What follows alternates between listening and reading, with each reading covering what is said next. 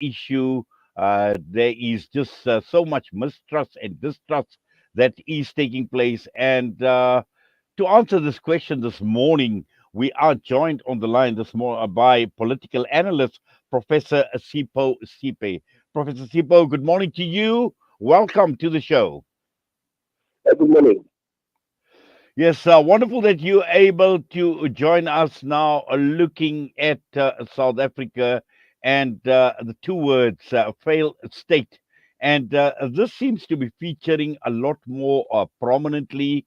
We know that the country has been in a downward trajectory towards failure, but many are saying that we are not there yet.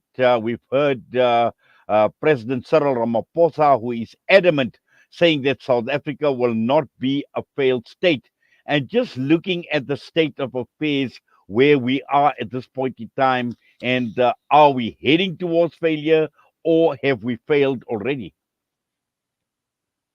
The question we are not yet that yet, and the notion that says we cannot be too ambitious, and it's a complacent view. We should always be careful. And one of the things that we learn from history is that the price of freedom is eternal vigilance.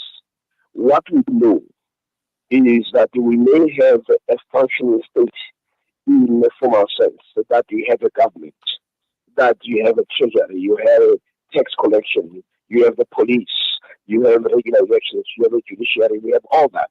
So that the formal state exists and functions. But we also know that we do not have an effective state, in the sense that the state is not able to fulfill the obligation, and the government is unable to fulfill the promises that it gives to the nation during elections. But to suggest that it is a failed state is would be would be unfair, because what we need to be understanding is that we're engaged in a democratic experiment, and that experiment is informed by certain assumptions, and those assumptions are the ones that give rise to why we have a number of political parties contesting. But what we've had for too long has been an assumption that the Party of Liberation will act in a manner that is true to the promises of liberation, that we will address the legacy of apartheid, that will be a caring society, that will have an effective government. And what some South Africans still believe in this, why the ANC continues to be elected time after time, is that those assumptions that they still hold true for them.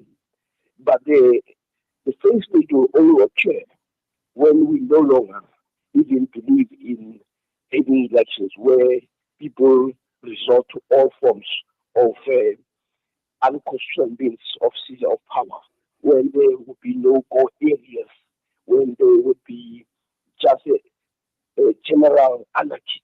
We are not yet there.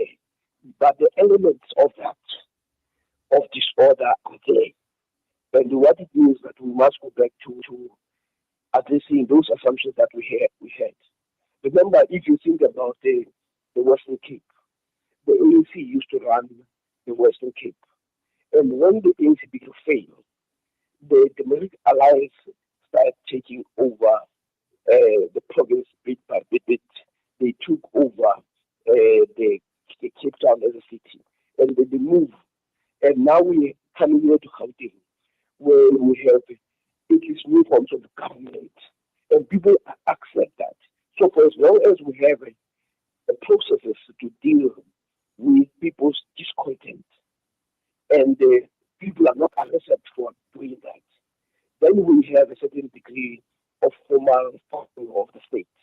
But the issue here that people are raising is that the state we have, people are beginning to lose trust in its ability, and they're beginning to lose trust in leadership. And as Ramaphosa Ramaphosa himself had so much acknowledged that the bullying by workers is simply part of a tradition of militancy in workers' union when they are unhappy.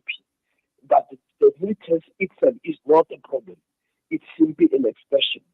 And Ramaphosa was correct to say it calls on the political leadership, the union leadership, to listen to the workers. So for as long as we have that, and even the disputes that we have, they are also set of the same structure that we have agreed to, like the courts. I mean, the public sector unions, which are supporters of the ANC-led government, were at loggerheads with government, and the matter went to the Constitutional Court where the unions lost. So we have the mechanism of resolve the dispute, but the trust deficit is big, and that also includes the trust deficit in the unions. So there is a general element of distrust, but there is our constitution allows that if you are unhappy with the political leadership, you remove that leadership. So it is really up to, if anything, you could say the electorate are failing themselves as opposed to the state, South Africa having a failed state. Until such time that they understand that they have the power to remove a responsive government, until the power is, for as long as it's there, we can't move quickly to the position where we say we have no government at all. A failed state means government has ceased to exist. Yes, Prof, there is just so much that you've said, and for me, there are two issues here. And you've mentioned trust a few times, and this is one of the biggest problems, the distrust and the mistrust, but also in terms of unpacking the issues. And we know the economy at this point in time is in a mess. So, governance or the lack of trust in governance is another factor. And also, when one looks at failed states in general, South Africa is still a democracy. As you mentioned, there are a number of political parties, and also one cannot question the integrity of the democracy when one looks at elections and how elections are being conducted. And we haven't got to that stage where there is the serious threat of an overthrow of a government or even a conflict that threatens to get out of hand. Yes, people are dissatisfied. They're dissatisfied with many issues. They're dissatisfied with economy, with the likes of ESCOM, with the state-owned enterprises, the corruption that is taking place now. All of that put together tells us that the country it remains towards a downward failure, but we haven't got to a stage where this country is going to be in a state of total collapse. Yeah, you're correct. But the most important thing is that we have a choice. So when the electorate itself fails to exercise the choice that they have, when you continue to elect through the democratic means, the very same people will trade you. Then you're asking for more of the same. So what we need to do, and this is also one of the issues of the democratic dispensation, is people to understand that the power lies in their hands. The notion that the people shall govern. So if they choose the wrong people, they must then accept the consequences of their choices. But what we now see, and it's beginning to become almost possible that the ANC, if it continues on this trajectory, it will be removed. But we cannot assume that the future government will necessarily fail. That will be in the mood of the ANC. But at the same time, we must also say what is it that we can do as citizens to make sure that the South Africa succeeds. Because what we tend to do, we tend to actually leave our future into the hands of the certain people that we consider to be messiahs. What we now know that there are no messiahs. The success of liberation movement of change occurred when there was mass involvement in people when there was mass mobilization, when there was a mass political education. Now, what we have done, we have become simply complacent. And what we also do, we have gotten into this state of so-called delivery discourse, where we say a government or parties come to us and say, vote for us, we will deliver. And we think that is a democratic expression. So we vote and then we vote for delivery. And when it doesn't happen, we become unhappy. Whereas democracy requires active citizenship, it requires active involvement. It requires even some of us to participate in areas like schooling, where we make sure that our schools function. So it starts with small things. That when we simply give up, what happens is that you have anarchy. But my sense is the mere presence of protest is itself a democratic expression to say we are not happy. But the question is, are we able to carry our happiness to each logical conclusion where we will say, now we give you an opportunity, let's elect other people. So for as long as we can remove a government that is unresponsive, we are not yet there. And I don't see that happening within the next coming 20 years, where you will have a seat of power. We have a increase even our military when it is deployed, even when we question how it is deployed. It does not seem to be led by people who are power hungry. And political parties are also very keen to engage in parliament and outside. We still have people engage with protest marches. They engage in parliament. They engage in the courts. So there is all the terrains of engagement are still open to citizens of this country. Yes, Prof. But also, it's a question of having confidence in a government. And yeah, there are huge question marks with regards to leadership in the country. And we've heard this over and over again with regard to capacity. Do we have the capacity?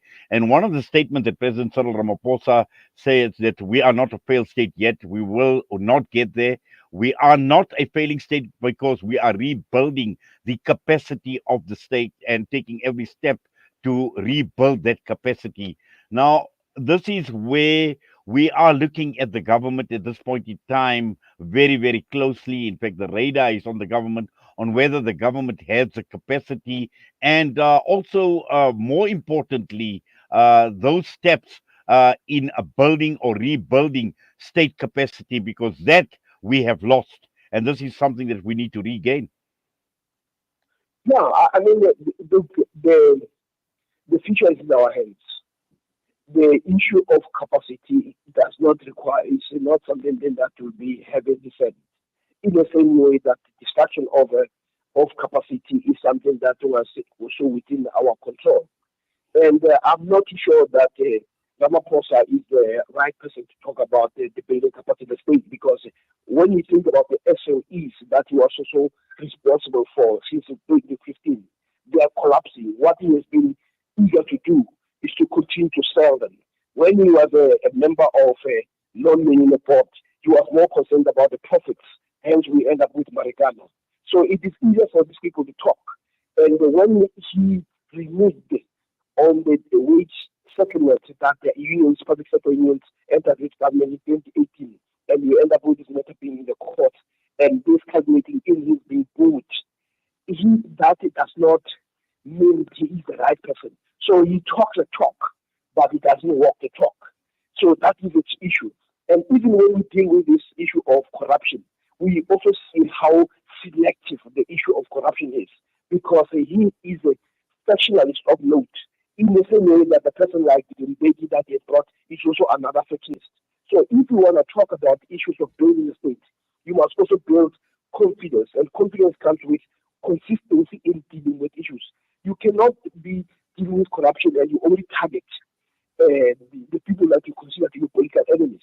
Here you have the report that comes from the Chief Justice Zondo, who implicates some of the senior members of the ANC, people like Wemata, people like Mashatile, people like Sipho, we have not heard him mention what it means for that. That he has been a champion of so-called state step aside when it seems to involve people that are political opponents. So when we deal with these issues, we must be consistent. So we must not buy. In his statement weekly later, he accepts that we as political leaders we failed. But the question is, don't pretend that you were not knowing when you chose to renege on an agreement.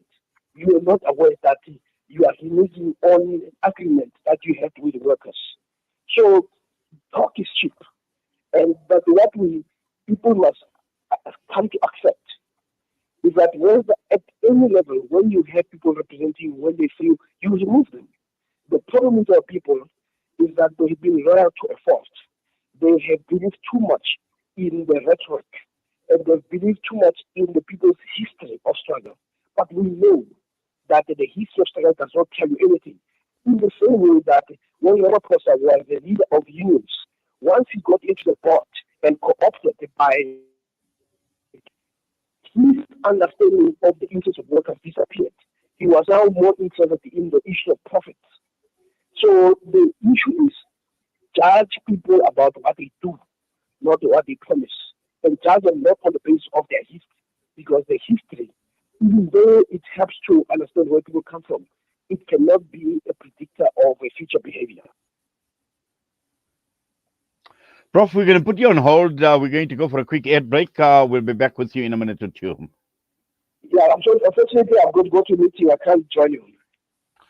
Okay, no problem. Okay, but thank you very much. Obviously, we do appreciate you taking time out and talking to us this morning here on Salam Media, and we do understand you have to rush. You've got other engagements, but thank you once again for your time. All the best to you.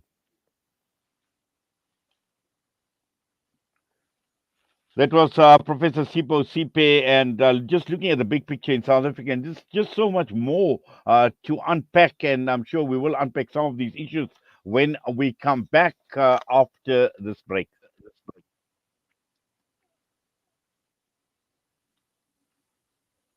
There's no smell that takes me back to the comfort of my childhood than the smell of black seed oil being applied by my nanny.